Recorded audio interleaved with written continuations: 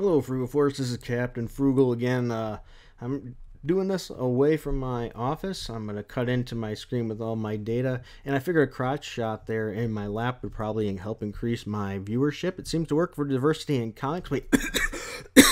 Oh, a cough. That's good probably for a couple hundred subscribers as well.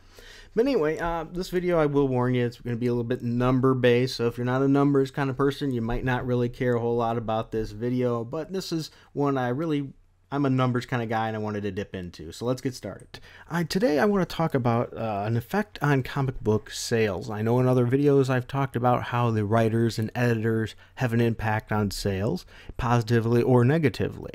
For example, Dan Slott sliming the readers and things, and editors treating the readers badly and calling them bigots and things just because they didn't like an issue. That has a negative impact on sales because people aren't going to want to buy products for them.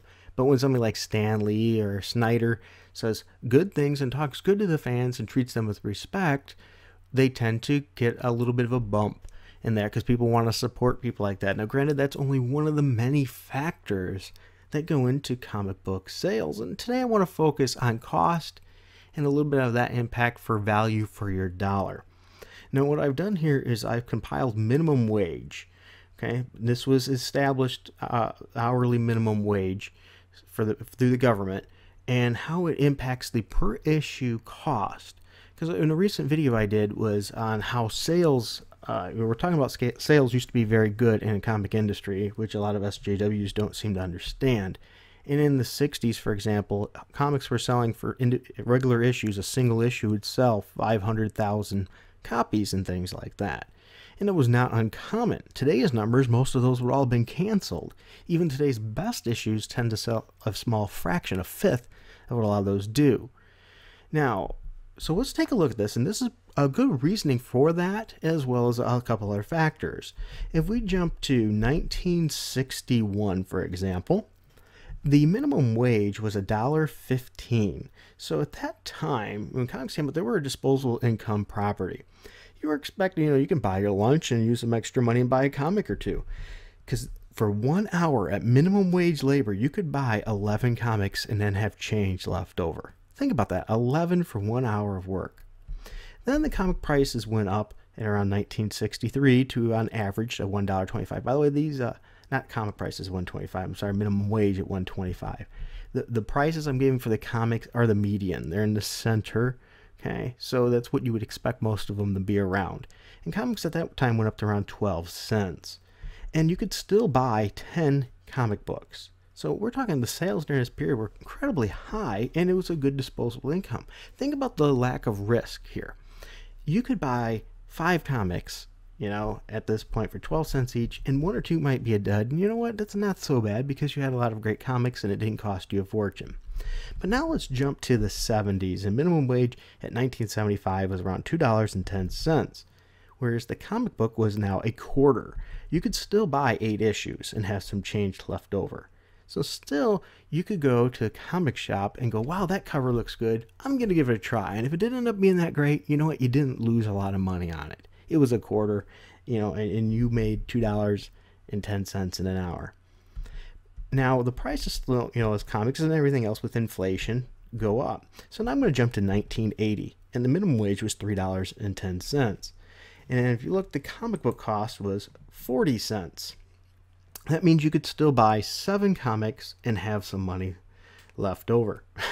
Okay? So still, it's a pretty disposable income thing where you could try a lot of books. But now we're going to jump to the 90s, and minimum wage is $3.80, and the comic price is $1.75, and that means you can now only buy 2 comics for your dollar. I'm going to get into the impact of this a little bit very shortly. Then we go down to 1997, minimum wage becomes around $5.15, and comics were $2.50, meaning you could still buy 2 issues for your 1 hour working at minimum wage. Now we jump to 2014, and $7.25 was the average wage for minimum wage. And comic books started hitting the $3.99 price point, which means, yeah, you can only, if you make minimum wage, buy 1 comic with your hard-earned dollars. Now think about this impact. How much are you likely to pick multiple issues when it costs you an hour to buy 1? And you can't quite buy 2. You're not going to have to pick up as many with the goal on, well, I'll just give this a try. You're going to become a much more selective purchaser because as prices increase, we become more selective and do more research on our purchasing. That's a marketing 101 right there. So back before, when you could buy 10 or 11 for your 1 hour work, you didn't have to be as selective. It wasn't as high of an expenditure to you. But today, now at 2017, when you're making at minimum wage 8 something an hour, and you can buy one issue and then have change left over because they're $3.99, you can maybe you can probably buy 2 actually right now. And so 2 for that, you're going to be much more selective. So what are you going to do? You're going to go online, you're going to read reviews, right? And that brings up the whole COMIXgate thing, because if you go to certain comic sites, they're always going to give positive reviews, or nearly always, because once they start not being positive, they tend to not review those books anymore. I'll get into that maybe in another video sometime. I've done a little bit of research in that and gathered some good information. So on top of that, you're going to go to more things like YouTube, ask your friends or whatever it is, and you can see that YouTube establishment is growing. People are giving honest reviews. And look what happened.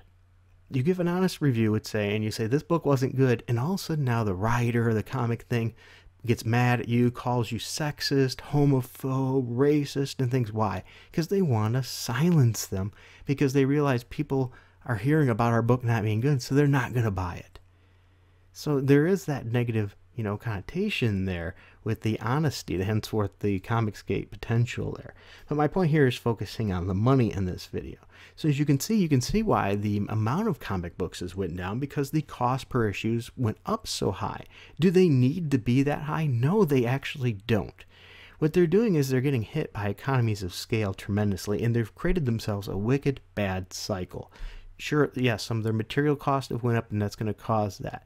But if you break it down, for the most part, they pay these artists and writers per page. Yes, they can get some money after the fact for extra money if they sold so good for reprints and all that kind of thing, yes. But ultimately, it's per page rate. So if you sell 100 units and you pay them, you pay X amount of dollars. But now if you doubled how many units sold, you divide the cost per page in half, because you've sold more. So you're dividing that cost per every single issue sold. So the more issues you sell, the less it costs you. It also costs less for the setup cost and for printing and everything else. So ultimately, the more you sell, the cheaper it becomes per issue, with rare exception, whereas the materials become more expensive and harder to gain. But that's a different story, and it's definitely not the case here. So to achieve more money per issue, they raise the prices. Well, that price increase then knocks people out of the market, saying, I was willing to pay $2.99 or $3.25, but $3.99, I'm out. And so now they've pushed those people out of the market. So now they've reduced their sales again, creating less profit. So now they have the choice. Are they going to reduce their price and get that market, or do they keep that price or raise the price and hope to maintain enough readers to make up that difference? And over the last probably decade and things, it's been continuously raise. And that might be the biggest mistake right there. If they could reduce the cost, people might become see it as more disposable income again and buy more of them, and helps that stimulating the market. So that's the problem. You can't go in a comic shop anymore. I mean, who really can go to a comic shop and go, oh, that cover looks good, that might be an interesting story, and try something new? It's a lot harder for us to do that now with our dollar, whereas before we could. Well, that looks good, we could grab several issues, and if we picked a stinker, okay, it wasn't the worst thing. But now if you pick a stinker, it costs you $3.99. So you're going to be going and getting more reviews and information that way. So now another factor we have to consider is, at the $3.99 price point, what are our opportunity costs? An opportunity cost is what you forego getting when you purchase something else. So anytime you buy something, the opportunity cost is what you couldn't purchase because you used those dollars on that other item. So for $3.99, think about your entertainment dollar. This is an entertainment media. In a comic book, you probably get 5 to 10 minutes reading, tops, because most of them are decompressed stories. They're just not a lot there. Okay, well, you could go to your local GameStop and buy a game, right? Especially if they are on sale for like 4 for $10 or something like that, or for $5 and get a used game, and it gives you around 8 hours of entertainment. So 8 hours of entertainment for $5 or so, compared to 5 minutes for $4.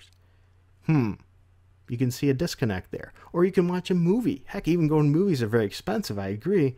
But if you went by yourself or with 2 people, for an hour, might cost you $24 or something like that, and then that, maybe 30. Okay, but you get an hour and a half of entertainment, so, you spend $3.99 and get 5 minutes. Once again, or you could buy a movie, right, for $12 or sometimes a lot less, depending on how you purchase it. And I'm not saying illegally, I mean, if you're purchasing a brand new movie, DVD, Blu-ray, and all that factor.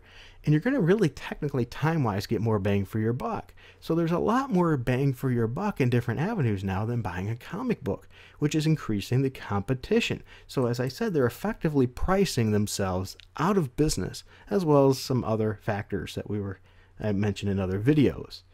So ultimately, that's what I wanted to share. The increase of price versus disposable income and how it's impacting prices. Let me ask you, at what price point does it hit before you stop reading comics? Or has it already hit? And is there a price point, if they lowered it to, that you'd end up buying more comics? For example, if it was, maybe you go, I'm only buying 2 comics a month right now, but if they went down to $1.75 an issue, I'd probably buy 8 or something of that, of that nature. Let me know that in the comments. Or does this money have no impact on you at all? You'd buy them no matter what because you love them so much. All right, Frugal Force, thank you once again for taking the time watching this video. I know staring at a screen with numbers is usually not somebody's most interesting highlight. All right. If you did like this video, though, please be sure to hit like and subscribe, and make sure you hit that notifications bell, because as you know, YouTube is not exactly the nicest to certain people like me that have certain views, and they like to do everything they can to censor us. And so to help beat that censorship, you notice too, I play no ads, so haha to you, YouTube. But if you do want to help and support me, you can go to my VIDME channel. Just go to VIDME, type in Captain Frugal, and there you can subscribe for as little as $1 a month or even more, or you can give a one-time tip.